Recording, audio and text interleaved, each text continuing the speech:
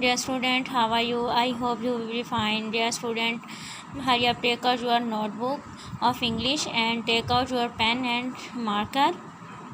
And first of all, draw the margin line. Then put ready your page. बेटा आपने page marker से ready करना है. First of all, write the proverbs. Health is wealth. Then write the date, Thursday 4 June 2020. Then write the classwork for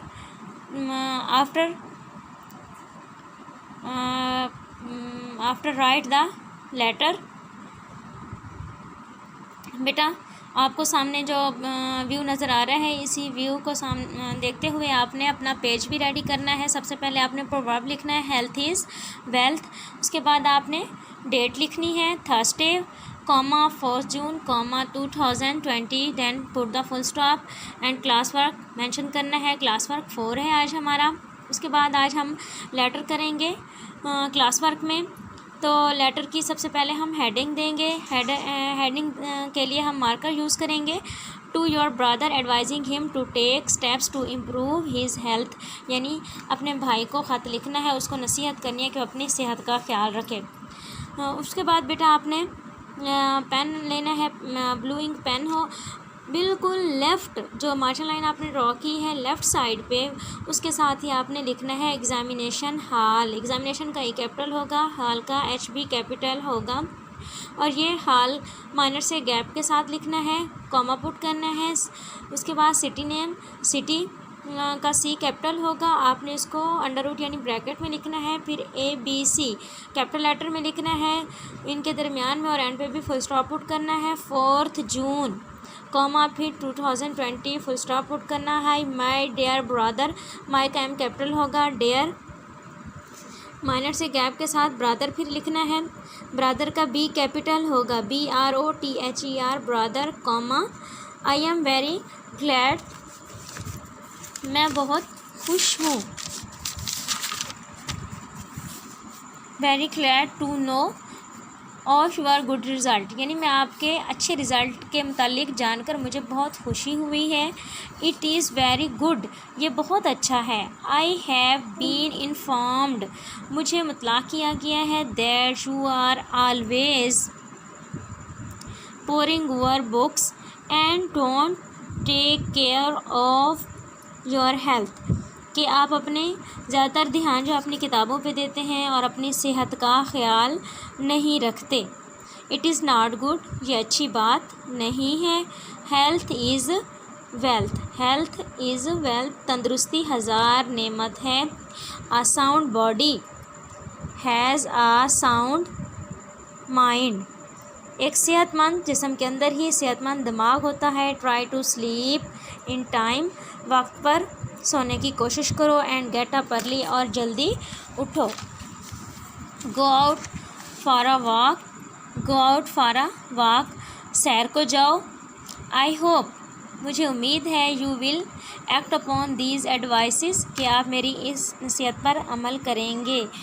पे माई सलाम to all at home, घर वालों को सलाम. योर एंड पे आपने लिखना है योर लविंग ब्रदर, ये भी आपने लेफ़्ट साइड पे बेटा लिखना है.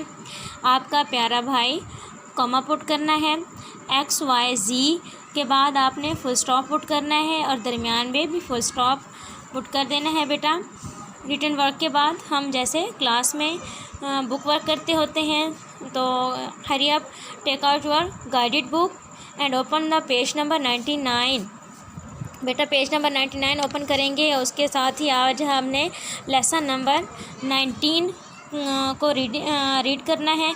और इसको रीड करते हुए मैं आपको ये बताऊंगी कि इसमें क्या बताया गया है. बेटा इसमें लेसन नंबर 19 है, आर्ट्स एंड देयर वेज, चूंटियाँ और इनके तरीके.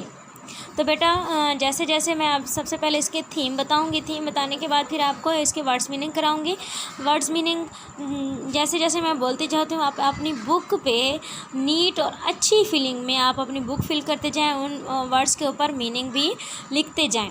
बेटा बुक को गंदा नहीं करना, पेंसिल शॉर्प करके उसकी निब के साथ पेंसिल के जो लिड होता है उसको बारीक करके उसके साथ ही आपने अपनी फिलिंग करनी है, ताकि आपकी बुक पे लिखा हुआ जो है वो नीट नज़र आए, ताकि आप जब टेस्ट की तैयारी कर रहे हो तो आपको क्लियर नज़र आए और आप इसकी ट्रांसलेशन भी अच्छे से कर सकें। तो बेटा चूंटियाँ जो होती हैं वो हमें ज़मीन पर चलती फिरती नज़र आती हैं, तो वो आम सी लगती हैं, जैसे दूसरे हशरात होते हैं, इंसेक्ट्स होते हैं, ये भी वैसे ही लगती हैं। तो बेटा ये आम सी नहीं है दूसरे हशरात की तरह, बल्कि ये बहुत ही इंटरेस्टिंग होती हैं। तो बेटा जैसे कि आजकल गर्मियां हैं, इनमें हमें गर्मियों में हमें ज़्यादा दिखाई देती हैं, और ये बेटा मीठे के भी ज़्यादा शौकीन होती हैं। तो जब मैं आपको इसके थोड़ी बहुत थीम बताऊंगी तो इसमें आप ये सुन के इनके मतलब बहुत ज़्यादा आप हैरान होंगे कि क्या इतनी ज़्यादा ये चीज़ों की मालिक होती हैं, इतनी इंटरेस्टिंग होती हैं। बेटा ये इंसानों की तरह होती हैं, जैसे इंसानों का अपना ख़ानदान होता है, उनकी भी अपनी दुनिया होती है, कायनात होती है, तो इन चींटियों के भी यही होती है। जैसे सामने पैराग्राफ आपको नज़र आ रहा है, इसमें यही कुछ बताया गया है कि ये हशरात में से सबसे ज़्यादा इंटरेस्टिंग है, यानी बहुत ज़्यादा दिलचस्प होती हैं। तो बेटा ये इंसानों से मिलती जुलती होती हैं, इनके अपने बड़े बड़े ख़ानदानों की सूरत में रहती हैं, ये अपना घर भी बनाती हैं, इनका एक बादशाह भी होता है और इनकी एक मलका भी होती है। और हर चूंटी की अपनी एक इनफरादी ज़िम्मेदारी भी होती है, वो शिकारी भी होती हैं, वो कारकुन भी होती हैं बेटा। और ये चूंटियाँ जो हैं वो किसान भी होती हैं, जो कि फसलें वगैरह उगाती हैं, और ये जानवर भी पालती हैं। कुछ मुजरिम चूंटियाँ भी होती हैं जो दूसरी चूंटियों से अपना खाना पीना छीन के अपने बच्चों को खिलाती हैं, पेट उनका पालती हैं।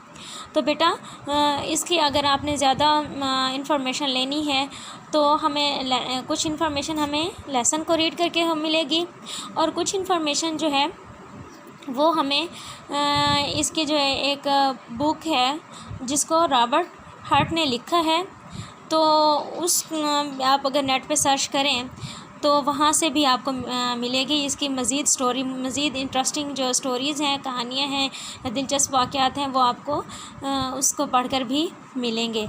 इसकी जो बुक है वो रॉबर्ट मेके ने लिखी है। अच्छा तो बेटा उसके बाद ये तो थी आर्ट एंड देयर वेज की हेडिंग, और उसके बाद आर्ट फैमिलीज़, चूंटियों का ख़ानदान। तो उसमें भी मैं आपको थोड़ा इसका व्यू बता दूं, थीम बता दूं बेटा। इसमें ये जो है ना ये चूंटियाँ अपने बिल भी बनाती हैं। फर्स्ट पैराग्राफ में जैसे बताया गया है, ये अपना बिल बनाती हैं, ये इकट्ठे रहती हैं, ख़ानदान की सूरत में रहती हैं। उसके बाद ये छोटी छोटी चूंटियाँ जो होती हैं वो अंडों से भी निकल आती हैं और अपने काम भी करती हैं। और इनकी जिल्द जो होती है बेटा, इनकी स्किन बिल्कुल सख्त होती है, और दूसरी किस्म के काम करने के लिए भी ये तैयार हो जाती हैं। और इसका नेक्स्ट पैराग्राफ है कि कुछ चूंटियाँ खुराक तलाश में सुबह सवेरे उठ जाती हैं, सुबह सुबह ही उठ जाती हैं और वो जो है ना अपनी खुराक तलाश करती रहती हैं। उसके बाद कुछ जो है ना वो इनके खा पी भी लेती हैं, और कुछ चूंटियाँ कीड़े मकोड़े जो होती हैं वो ये चीज़ें नहीं सोचते कि वो सिर्फ अपने लिए जो खुराक मिलती है वो खाते हैं, लेकिन ये चूंटियाँ ही होती हैं जो अपने लिए भी अपनी खुराक तलाश अगर करती हैं तो वो ख़ुद भी खाती हैं, और जो बिल में रहते हैं तो उनके लिए भी लेके आती हैं।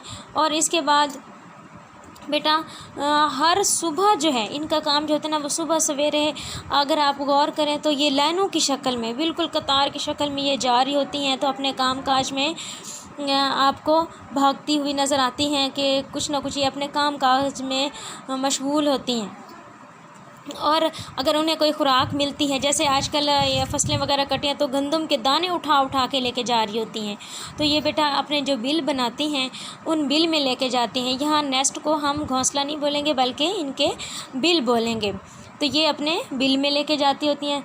तो बेटा इसी तरह सेकंड लास्ट पैराग्राफ में हमें बताया गया है कि ये सुराख जो बनाती हैं ना तो उन सुराखों को मुरम्मत भी करती हैं। तो मुरम्मत चूंटियाँ करती हैं। आप देख रहे होंगे बेटा कि सुराख अगर होता है, चूंटियों का जो बिल होता है, नेस्ट होता है, तो उसकी मट्टी जो है वो बिल के अंदर नहीं होती बल्कि वो बाहर उनका ढेर लगा पड़ा होता है चूंटियों के मट्टी का, तो वो अपना घर बना रही होती हैं। तो बेटा इसके लास्ट पैराग्राफ जो है ना वो बड़ा ही इंटरेस्टिंग है। इसमें हमें बहुत अजीब अजीब सी जो वाक़या मिलते हैं, तो जिसको पढ़ के हमें बहुत हैरत भी होती है कि चूंटियाँ भी ये काम करती हैं। तो बेटा इसमें ये होता है कि चींटियाँ एक तरह की सिपाही भी होती हैं, और जो कि दुश्मन अपने काम काज में जो उनके बिल होते हैं उन बिल से अपने दुश्मनों को बचाती हैं। और वो जो सिपाही चींटियाँ होती हैं वो दरवाज़े पे खड़े हो जाती हैं और अपने अजनबी या दुश्मनों के ख़िलाफ़ पहरा देती हैं। जबकि चींटियों की शक्ल एक जैसी होती है, मिलती जुलती होती है, लेकिन ये चींटियाँ पहचान रखते हैं, ये उनकी खुशबू से पहचान लेते हैं कि ये हमारे घर में रहने वाली चींटियाँ हैं, अजीब ये बाहर वाली हैं, स्ट्रेंजर हैं, यानी अजीब हैं। तो बेटा इनमें उनकी खुशबू से ही पता चल जाता है। और कुछ अजनबी चींटियाँ ऐसी होती हैं जिनको धक्के देकर बाहर निकाल देते हैं या फिर उन्हें मार डालती हैं। तो सिपाही चींटियों के अमूमन जो मजबूत जबड़े होते हैं वो अजनबी या दुश्मनी चींटियों को काट लेती हैं। और कुछ चींटियाँ ऐसी होती हैं जो बिल में रह जाती हैं, वो हमेशा सारा काम करती हैं और मेहनती और कारकुन चींटियाँ भी कहलाती हैं। तो बेटा मुझे यकीन है कि आपको ये थीम जो है वो बहुत इसके जो स्टोरी है वो समझ आ गई होगी और बहुत इंटरेस्टिंग लगी होगी। तो बेटा अब आप जो है ना इसके वर्ड्स और मीनिंग भी कर लें ताकि आप बुक में फ़िल कर लें, ताकि बुक की फिलिंग अच्छी और ट्रांसलेशन करने में आपको प्रॉब्लम ना हो।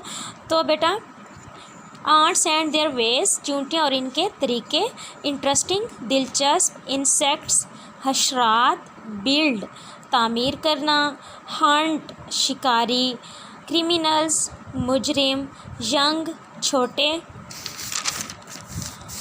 नेक्स्ट है बेटा क्लोजली करीब से, पैसेज इक़्तिबास।